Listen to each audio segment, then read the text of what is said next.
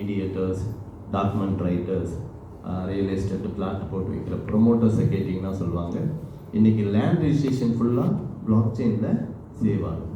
அக்கா தெரியுங்களா? Land registration ஃபுல்லாக பிளாக் செயினில் சேவ் ஆகும். இந்த ரிஜிஸ்டர் ஆஃபீஸில் பிளாக் செயினை போன வருஷமே இம்ப்ளிமெண்ட் பண்ணிட்டாங்க.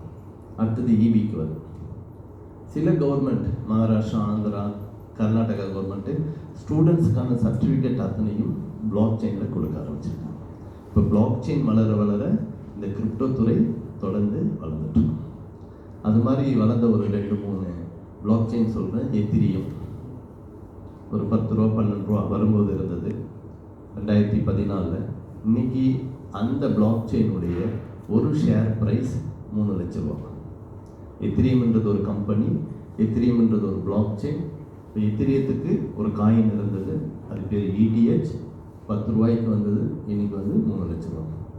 இந்தியாவில் அதே மாதிரி ஒரு பிளாக் செயின் அறிமுகமாச்சு, பாலிகன். மும்பையில் ஒரு 480 ஸ்டூடெண்ட்ஸ் சேர்ந்து உருவாக்குனது.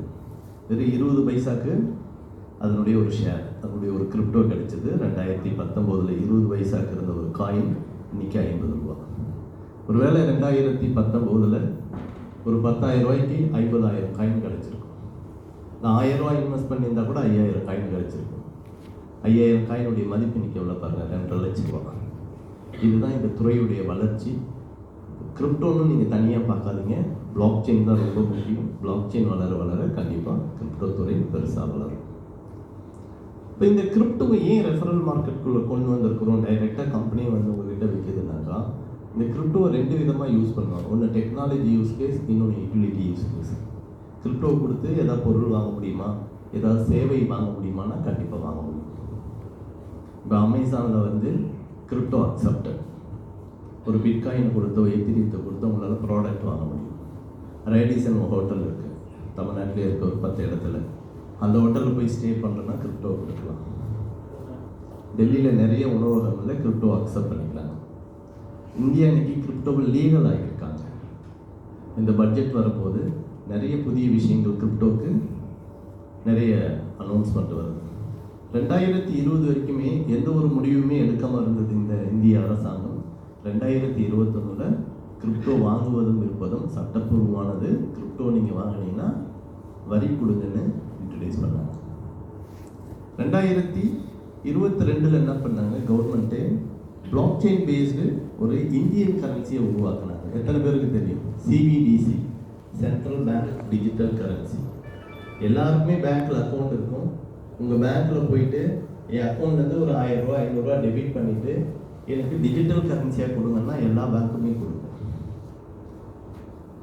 இன்னும் ஒரு 3-4 வருடங்களில் ரூபாய் நோட்டு புழக்கத்திலேருந்து கொஞ்சம் கொஞ்சமாக எடுத்துருவாங்க. முழுக்க டிஜிட்டல் கரன்சி தான் அவங்க யூஸ் பண்ண போகிறோம். இப்போயே கார்ப்பரேட் லெவலில் வந்துடுச்சு. அந்த கரன்சி ₹1 ஒரு digital currency, CBDC, central bank digital currency. இப்போ சென்ட்ரல் பேங்க் டிஜிட்டல் கரன்சி வந்தால் பேங்க்குக்கான தேவையே இருக்காது. யாரும் நம்ம பேங்க்கு போய் டெபாசிட் பண்ண மாட்டோம், ஏடிஎம் இருக்காது, எதுவுமே இருக்காது. பேமெண்ட் ஆப் இருக்கும், கூகுள் பே இருக்கும், ஃபோன்பே இருக்கும். நம்மளுடைய பேமெண்ட் ஆப் ஒன்று இருக்குது, பேர் என்னங்க? விபேல ரீசார்ஜ், இபிபில் எல்லாமே இருக்கும். ஆனால் அங்கே ஐஎன்ஆர் இருக்காது, கரன்சியை யூஸ் பண்ணுவீங்க. இப்போ கரன்சி வரும்போது டூப்ளிகேட் நோட் இருக்காது, யாரும் டேக்ஸ்லேருந்து தப்பிக்க முடியாது. இதுக்கப்புறம் வருமான வரைலாம் நீங்கள் பே பண்ணுங்கன்னு சொல்ல மாட்டாங்க, கட் பண்ணிட்டே அனுப்பிச்சிடுவாங்க. அடுத்தது ஃபாரின் அப்படி தான் இருக்குது. நம்ம சேலரியிலேருந்து டேக்ஸை பே பண்ணி கட் பண்ணிட்டோம். இப்போ நாம் இங்கே என்ன பண்ணுறோம், ஒவ்வொரு வருஷமும் நம்ம டேக்ஸ் ஃபைல் பண்ணிட்டு இருக்கோம். அந்த முறை வர நீங்கள் கிளைம் பண்ணணும். யோசிச்சு பாருங்கள். ஸோ எல்லா துறைகளுமே பிளாக் செயினில் டெவலப் ஆகிட்டு வருது. ஏன் பிளாக் செயினில் இந்த கரன்சியை கவர்மெண்ட் கொண்டு வந்திருக்காங்கன்னா, இன்னொரு டூப்ளிகேட்டை கிரியேட் பண்ண முடியாது, யாரையும் ஹேக் பண்ண முடியாது. அதுதான் அது முக்கியமானது. ஸோ இந்த துறை வேகமாக வளர்ந்துட்டு வருது. அதனால் இந்த துறையை மக்கள்கிட்ட ஏன் நாங்கள் டைரெக்டாக கொண்டு வந்து சேர்த்துருக்கோம் அப்படின்னா, முன்னாடி சொன்ன மாதிரி utility use case, technology use case. Technology use கேஸ்னால் பிளாக் செயின் தொடர்ந்து ரன் ஆகும்போது அதுக்கு ஒரு எனர்ஜி தேவை, அது பேர் கிரிப்டோ. யூட்டிலிட்டி யூஸ் கேஸ், இங்கேருந்து நாங்கள் துபாய் போகிறோம், மலேசியா போகிறோம், சிங்கப்பூர் போகிறோன்னா பிட்காயினோ எத்திரியோ கிரிப்டோ கொடுத்து எங்களால் ஃப்ளைட் டிக்கெட் புக் பண்ண முடியுது. ஒரு துபாயோ ஷார்ஜாவோ போயிட்டோம்னா ஐஎன்ஆரும் தேவையில்ல, தினாரும் தேவையில்ல, டாலரும் தேவையில்ல. கிரிப்டோ இருந்தால் போதும். ஹோட்டலில் சாப்பிட்றதுலேருந்து, டீ ஷாப்லேருந்து, ஹோட்டல், டாக்ஸி எல்லாமே கிரிப்டோ டியூட்டி ஃப்ரீ ஷாப்ஸில். 80 நாடுகள் அரசாங்கத்துடைய வரியை கிரிப்டோவில் வாங்க ஆரம்பிச்சிருக்காங்க. ஒரு 7-8 நாடுகள் கிரிப்டோவை அஃபிஷியல் கரன்சி அனௌன்ஸ் பண்ணியிருக்காங்க. நம்ம நாட்டுடைய அஃபிஷியல் கரன்சி என்னங்க? ரூபாய், ஐஎன்ஆர்.